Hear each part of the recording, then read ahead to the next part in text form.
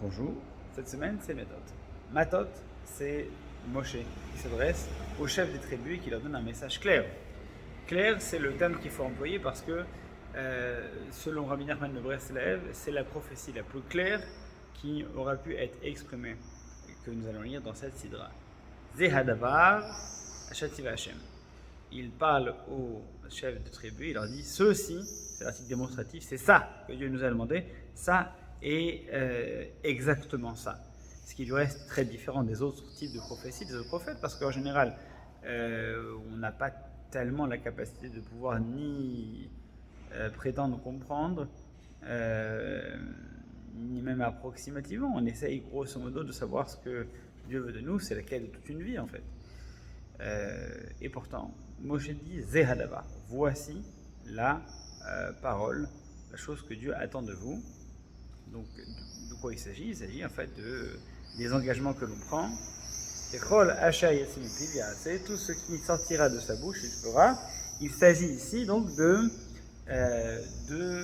simplement de respecter ce qu'on dit. Fondamentalement, on n'a pas besoin d'une prophétie extraordinaire pour arriver à comprendre ça.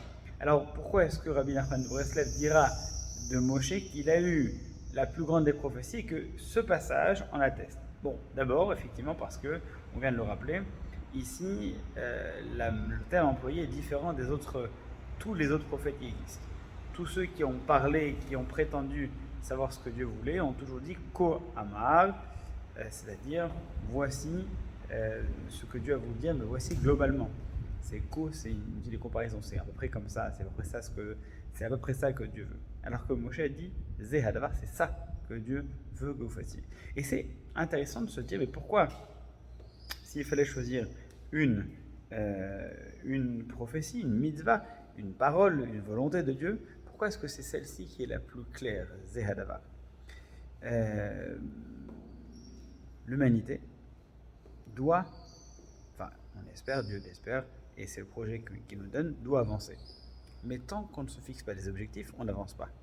Et donc, Zehadavar, c'est ça la chose que Dieu attend de vous.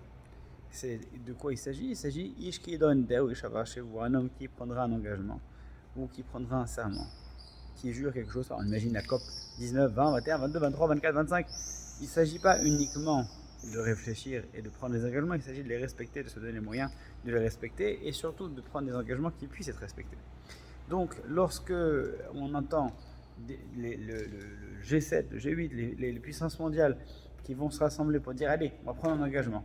Alors on se dit ok, là on est dans l'humanité que Dieu nous a confiée, on se rend compte que quelque chose a mal tourné et on va tout faire pour le corriger.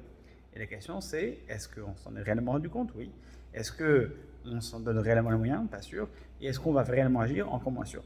Et donc, lorsque Moshe s'adresse au chef, pas n'importe qui, El Rachem Matot, au chef, vous qui avez les moyens d'agir, vous qui avez les moyens de pouvoir influencer vos tribus, de changer l'essence même, ou plutôt la direction du peuple d'Israël, c'est ça que Dieu attend de vous. C'est tout ce que vous direz, vous le ferez. Et donc ça suppose plusieurs choses. D'abord, de prendre conscience de la nécessité d'un engagement, et ensuite, au-delà de la nécessité, de la capacité à pouvoir accomplir, réaliser, respecter cet engagement.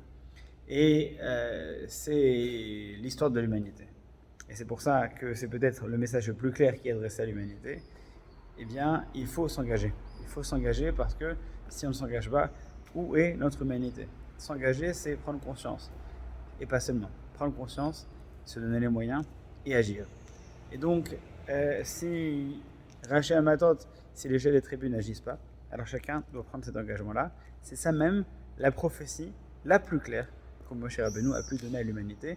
Et c'est ce qui fait de lui celui qui s'est distingué des autres prophètes, celui qui a pu percevoir le plus précisément ce que Dieu voulait de nous. Et là, nous avons l'occasion de pouvoir le respecter. Alors, engageons-nous. Shabbat Shalom.